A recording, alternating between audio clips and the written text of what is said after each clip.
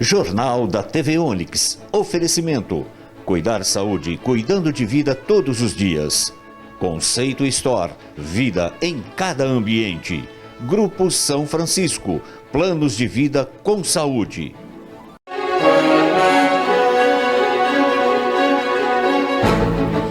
A Associação de Professores apresenta a lista com quase 30 casos de contaminação em escolas estaduais. Dirigente de ensino contesta os dados. Equipe de fiscalização da Força Tarefa interditou 6 estabelecimentos semana passada por descumprirem o Plano São Paulo. Paulo Scaff, presidente da Fiesp, vem a São Carlos e anuncia novos investimentos na unidade do SESI. Hoje é o último dia para fazer a declaração do imposto de renda. Saiba os detalhes. Tudo isso e muito mais no Jornal da TV Onix, em meio minuto. Expo Vinhos Savenhago, de 27 de maio a 28 de julho. Vinhos nacionais e importados, queijos, azeites, cervejas especiais e deliciosos acompanhamentos. Pague tudo em até 6 vezes sem juros no nosso cartão. Expo Vinhos Savenhago. Beba com moderação.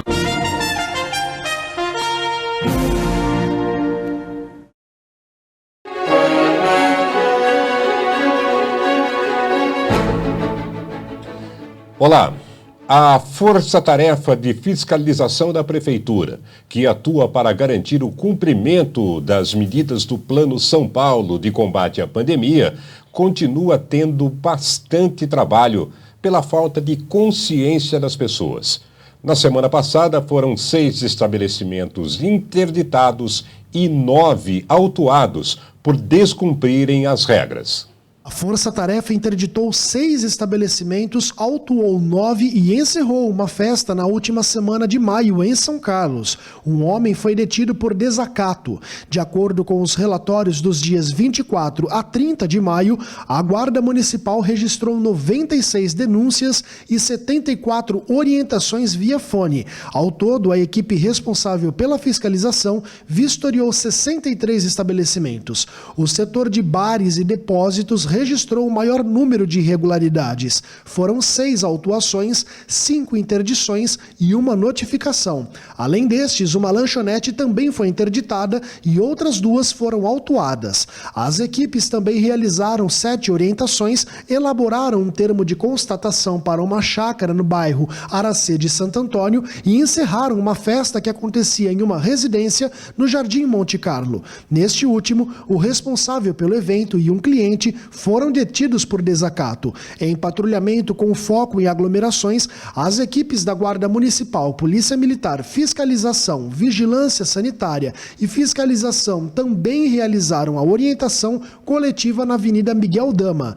Também foram registradas 3 ocorrências de perturbação e sossego público, sendo uma denúncia de aglomeração na região do Swiss Park e 2 outras de veículos com som alto na Praça do Cidade Jardim e na Rua Antônio Trofino.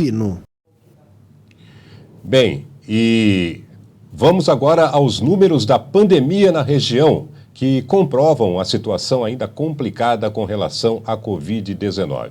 Você já vê aí os números para São Carlos. Esses números para São Carlos são, na verdade, de sexta-feira. Eram confirmados até o final da sexta 19.493 casos do novo coronavírus. 110 pessoas estavam internadas em São Carlos, com uma taxa de ocupação de leitos de UTI Covid de 97,3%. 349 óbitos na cidade até sexta-feira. Números agora para a cidade de Ibaté. Esses são números já desta manhã. 2.947 casos do novo coronavírus confirmados pela Prefeitura. 21 pessoas estão confirmadas também com Covid, mas estão em domicílio. 8 pessoas estão internadas. 83 óbitos em Ibaté. Agora os números para Araraquara. A Prefeitura confirma até esta segunda-feira um total de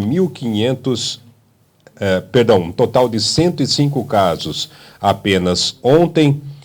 92 pessoas na UTI de Araraquara, 56 de outras cidades.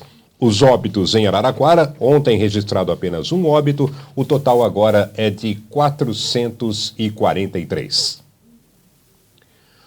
E outro grupo prioritário começa a ser vacinado em São Carlos nesta segunda-feira.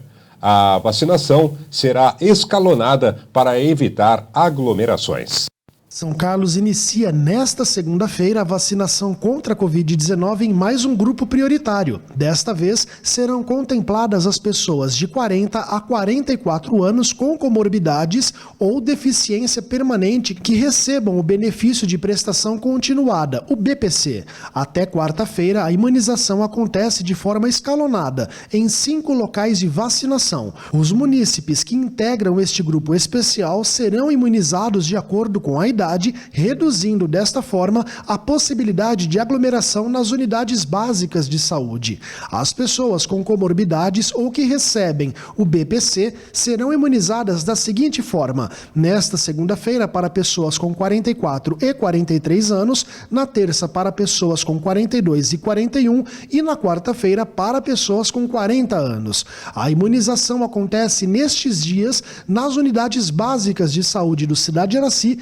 Azuville, Redenção, Santa Felícia e Vila São José, sempre das 9 da manhã às 3 da tarde. Para ser imunizado, o munícipe precisa se cadastrar antecipadamente no site Vacina Já e no dia da vacinação levar o impresso ou formulário de vacinação disponível no site do Comitê Emergencial de Combate ao Coronavírus, o relatório médico de comorbidades preenchido pelo médico que trata o paciente e documento com foto e CPF. As pessoas com deficiência permanente deve levar o comprovante atual de recebimento do benefício de prestação continuada de assistência social.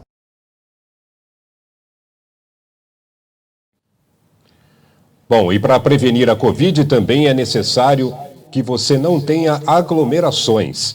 Em São Carlos, no último sábado, uma manifestação reuniu pessoas que são contra o presidente Jair Bolsonaro. Essas pessoas, em número aproximadamente de 500, fizeram manifestação nas ruas centrais do município. Manifestantes se reuniram na região da Praça do Mercadão, no centro de São Carlos, na manhã de sábado, para protestar contra o governo Bolsonaro. O ato começou por volta das 10 da manhã e ocorreu de forma pacífica. De acordo com a Polícia Militar, o evento reuniu cerca de 300 pessoas.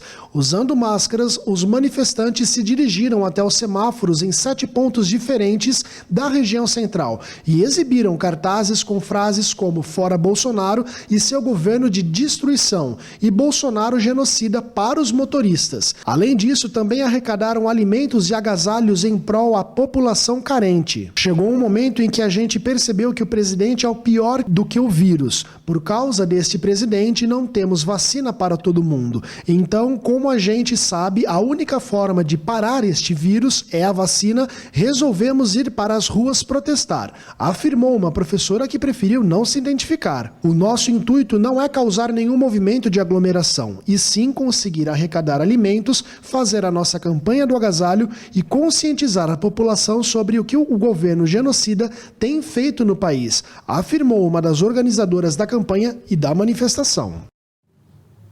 Daqui a pouco, no Jornal da TV Onix, Paulo Scaff vem a São Carlos e anuncia investimentos na educação e esporte do SESI. Voltamos já.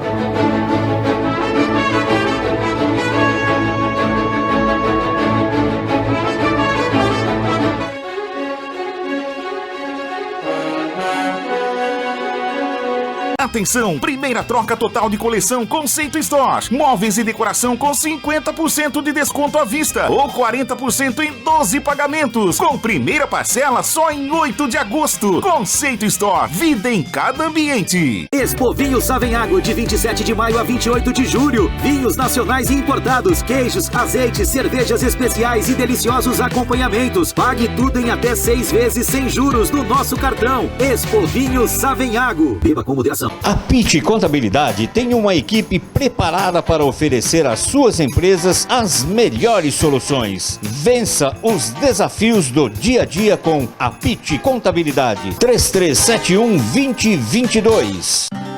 Vivemos esperando dias melhores pra sempre. Dias melhores Bradesco, uma empresa do sistema Apvida. Dias melhores. Desde 1998, a Policarbon Brasil vem prestando relevantes serviços à nossa comunidade através do seu sócio-diretor Deonir Tófolo na produção de filtros e bebedouros de água para residências, comércio e indústria, atendendo o Brasil e América Latina. Acesse nosso site www.policarbon.com.br. Atenção, a Covid-19 age muito rápido, mas você pode ser ainda mais. Teste por PCR sem precisar do cotonete e sem sair de casa. Resultado em menos de um dia e pelo menor preço, apenas R$ 150. Testar é cuidar. DNA Consult.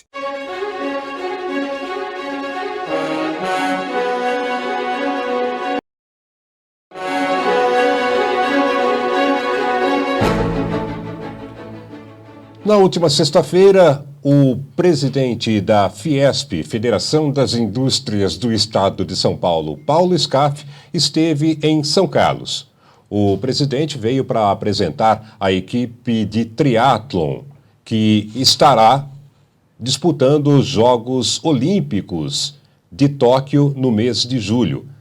O SESI mantém um núcleo de triatlon aqui em São Carlos com atletas de grande resultado. O presidente também fez uma visita às instalações e anunciou investimentos para o SESI na cidade. Em São Carlos nós temos essa unidade grande aqui do SESI e nós aprovamos e hoje saiu a licitação para um investimento de R$18 milhões ao longo de 18 meses para que a gente tenha essa unidade totalmente revitalizada. Ela já é uma boa unidade, tem instalações muito boas, mas nós vamos revitalizá-la toda, ficar uma unidade nova. Assim como já tínhamos lá no Guatemi, inaugurado uma escola nova já, mas essa nova que não é tão nova, já passaram alguns anos, mas e com esse investimento aqui na nossa unidade do CAT do SESI, praticamente teremos o parque de escolas do SESI, assim como do Senai, que está todo com investimentos, todo em última geração de equipamentos, atendendo aí essa cidade importante, São Carlos, e essa região importante. Essa cidade, São Carlos, é um centro tecnológico, é um centro de trabalho, enfim, é fundamental que as empresas sejam bem atendidas, tanto pelo Senai, na formação profissional, como pelo SESI, atendendo a família dos trabalhadores e a comunidade. Paulo Scaff também analisou o momento econômico e como será essa retomada após pandemia, ele que foi candidato nas últimas eleições. São boas, viu? Lógico que todos nós estamos preocupados e até cansados da Covid, dessa pandemia.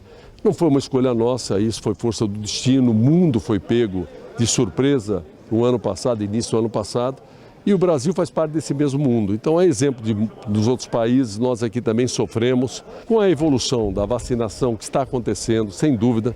São praticamente 100 milhões de doses de vacina já distribuídas pelo Brasil e esse ritmo tende só a aumentar nas próximas semanas e meses, paralelamente com as pessoas que já pegaram também a Covid e com isso tem uma imunidade natural, que são milhões de pessoas também, não são essas 15, 16 milhões oficiais, o cálculo é 4 vezes maior, porque só tem registrado aquele que foi a um hospital, ficou internado num pronto-socorro no hospital. Aqueles que não tiveram essa situação, eles não têm estatística nenhuma, então se fala que é 4 vezes mais do que o dado oficial. Isso seriam outros 60, 70 milhões de pessoas. Então, quando você tem milhões de pessoas vacinadas, milhões de pessoas com imunidade natural, tende a acalmar essa situação e é isso que eu espero a partir do segundo semestre, a partir do mês de julho, que a gente desafogue o sistema de saúde, acalme o ambiente em relação à Covid. Naturalmente, os cuidados vão permanecer ainda até o final do ano, pelo menos, com distanciamento, com máscara,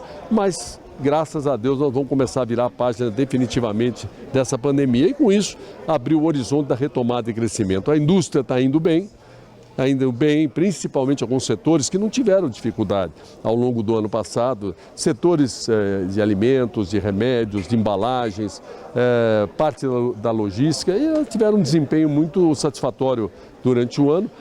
Outros setores que tiveram uma situação grave em março, abril do ano passado, foram se recuperando ao longo do ano. As medidas do governo federal foram certeiras no sentido de flexibilizar leis trabalhistas, de abrir financiamentos, postergar recolhimento de impostos, a ajuda emergencial que se repetiu agora.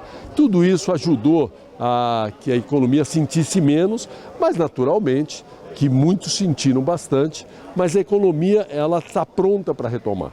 Então logo a gente se acalme essa situação da pandemia, como eu disse, a partir do mês de julho, eu não tenho dúvida da retomada forte, não só da indústria, mas da economia em geral, e a gente terminar esse ano esquecendo isso, ficando na história, numa história para a gente contar para os filhos, netos, bisnetos aí a história que passamos por uma pandemia, mas se Deus quiser virando definitivamente essa página e ao mesmo tempo também retomando o crescimento, né, do Brasil, dando oportunidade de empregos, renda, investimentos e coisas boas, que é o que nós todos queremos, né?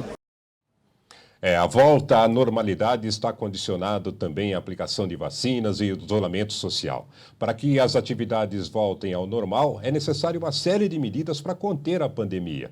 Mas a grande preocupação ainda com o número de pessoas que são contaminadas.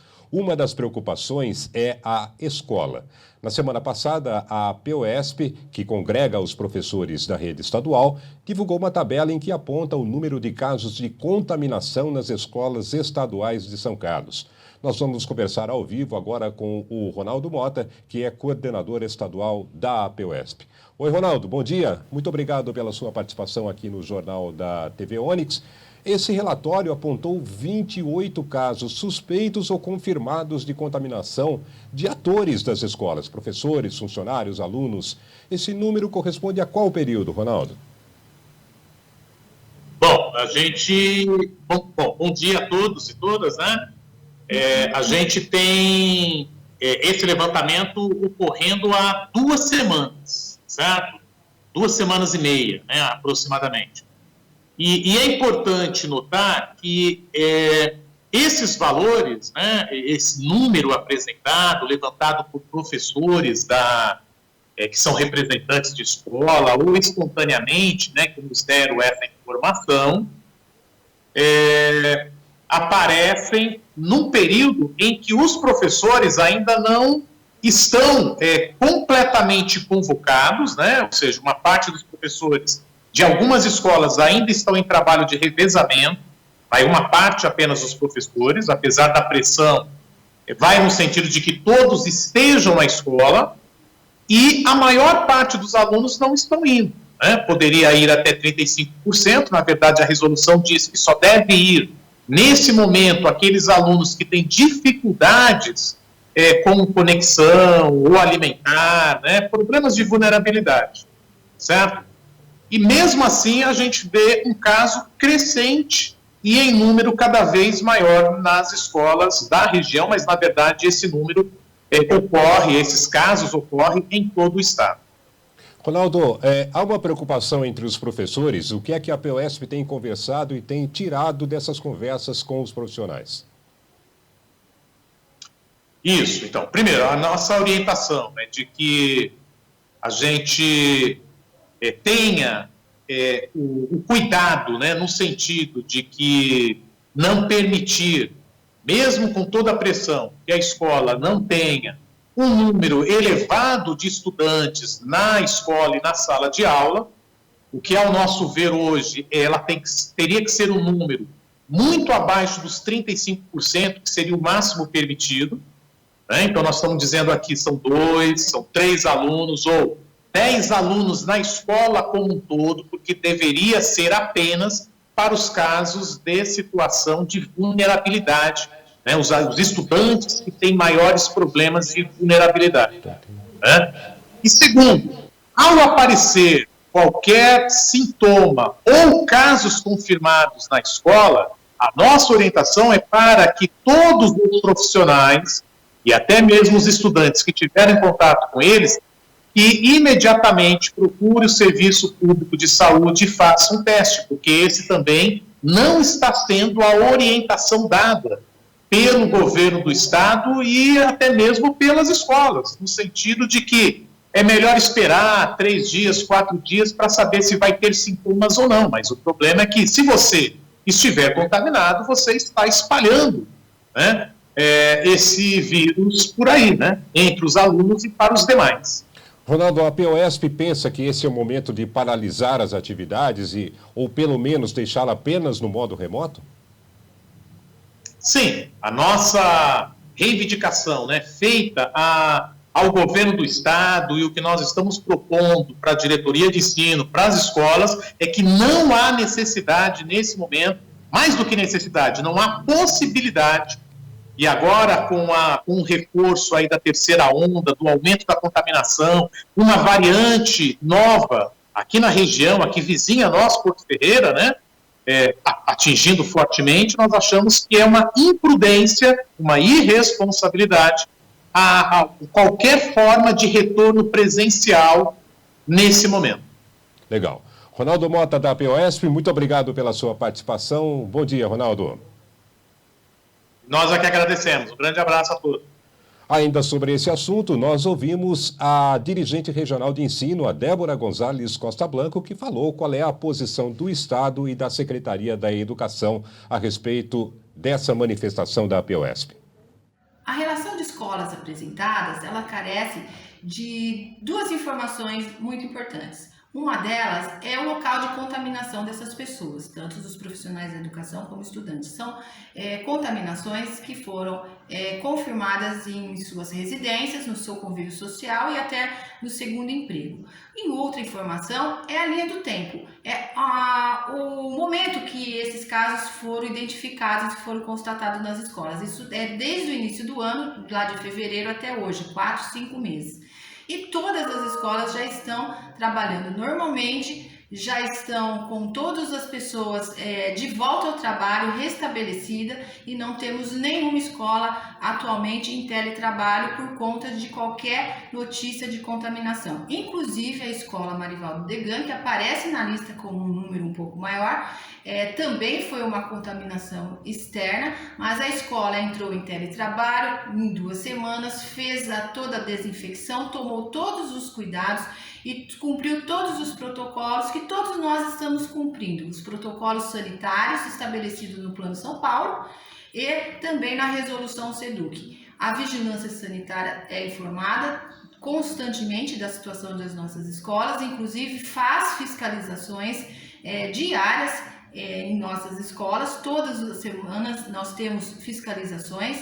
E quem fecha a escola é decreto de governador e vigilância sanitária. E até o momento nós não temos nenhuma escola que tenha uma situação que carece de uma providência mais drástica.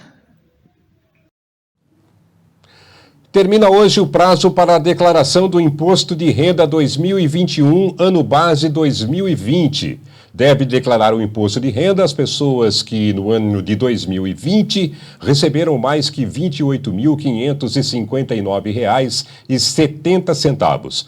Também devem declarar as pessoas que obtiveram lucros com investimentos e quem recebeu o auxílio emergencial e obteve rendimentos tributáveis acima de R$ 22.847,76.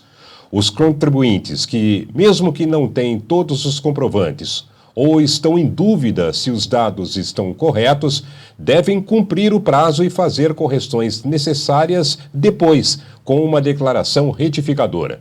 A entrega foi prorrogada de 30 de abril para hoje, devido às dificuldades impostas pela Covid-19. O contribuinte que não enviar o imposto de renda hoje, até às 23h59, vai pagar uma multa mínima de R$ 165,74 e o máximo de 20% do imposto, que vale para quem vai pagar ou restituir.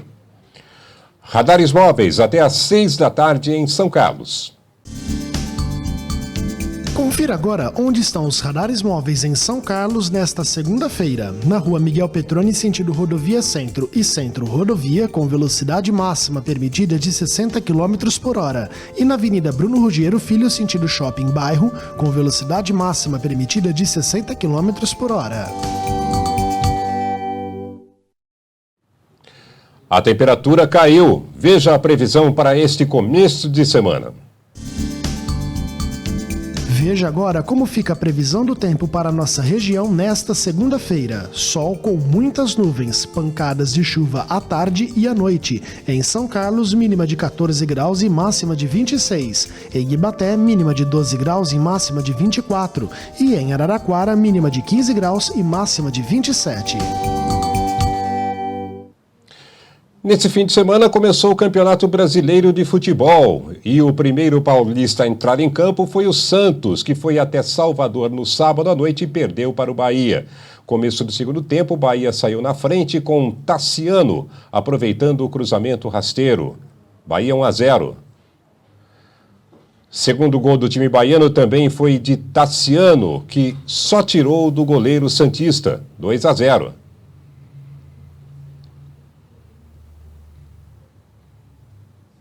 Terceiro gol santista, após cruzamento para a área, Juninho subiu para fazer 3-0 Bahia. E esse foi o placar final da partida.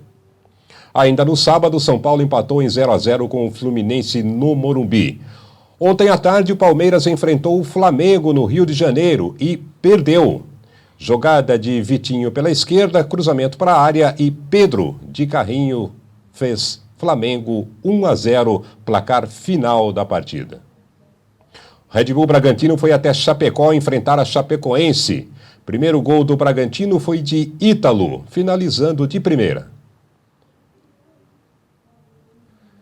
Segundo gol da partida foi marcado por Lucas Evangelista, que subiu sozinho para fazer o gol do Bragantino de cabeça. Terceiro gol do Bragantino, Elinho fintou e bateu no cantinho. Final, Red Bull Bragantino 3, Chapecoense 0. Corinthians perdeu para o Atlético Goianiense em casa. Jornal da TV Onix fica por aqui. Voltamos amanhã às 11h30 da manhã. Bom dia e até lá.